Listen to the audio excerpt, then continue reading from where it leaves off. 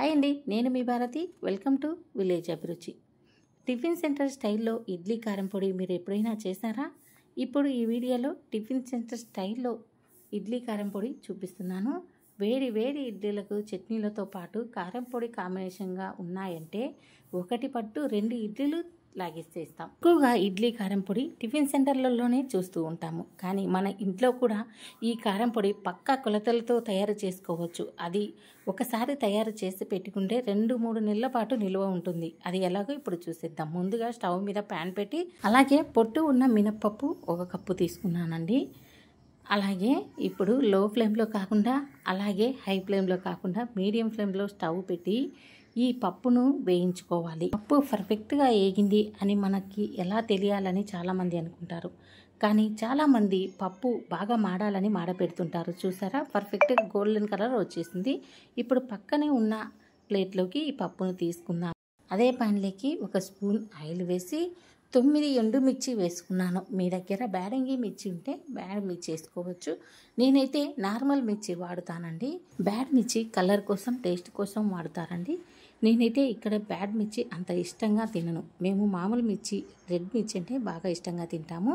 ఇప్పుడు ఈ మిర్చి వేగిన తర్వాత 2 టేబుల్ స్పూన్ నువ్వులు వేశాను. అలాగే 4 టేబుల్ స్పూన్ పుట్నాల పప్పు ఉంటుంది కదా, అదే పుట్నాల పప్పును వేసి ఇదే ఆయిల్లో వేయించాలండి. మనం మీకు రుచిగా ఉండాలి అంటే కప్పు వరకు వేసుకోవచ్చు. నేనైతే 4 టేబుల్ స్పూన్స్ మాత్రమే వేసుకున్నాను. ఇప్పుడు 2 రెమ్మల కరివేపాకు వేసి బాగా ఇవన్నీ గోల్డెన్ కలర్ వచ్చేలాగా వేయించుకోవాలి. చూసారా ఎంత బాగా మిర్చి అన్నీ బాగా వేగాయి కదా.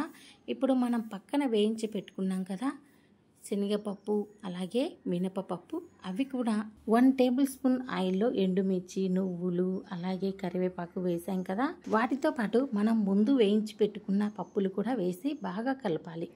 ఇప్పుడు స్టవ్ లో ఫ్లేమ్లో పెట్టి మాత్రమే వేయించాలి. అలా మీడియం హై కానీ పెడితే మాడిపోతుంది. ఇప్పుడు బాగా వేగిన పప్పును మిక్సీ జార్లోకి తీసుకొని చూసారా, మిక్సీ జార్లో వేసాను. పప్పు కూడా మరీ మాడిపోకుండా మరీ పచ్చిగా లేకుండా సూపర్గా ఉంది.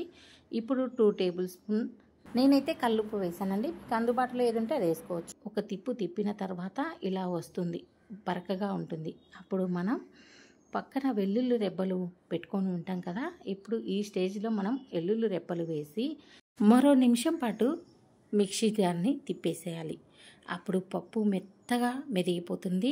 ఇడ్లీ కారం పొడి చూసారా మెత్తగా అయిపోతుంది. ఇప్పుడు వేడి వేడి ఇడ్లీలకి 1 స్పూన్ కారం పొడి వేసుకొని 1 స్పూన్ నెయ్యి వేసుకొని తింటుంటే ఆహా, ఇక స్వర్గమే అని చెప్పాలండి.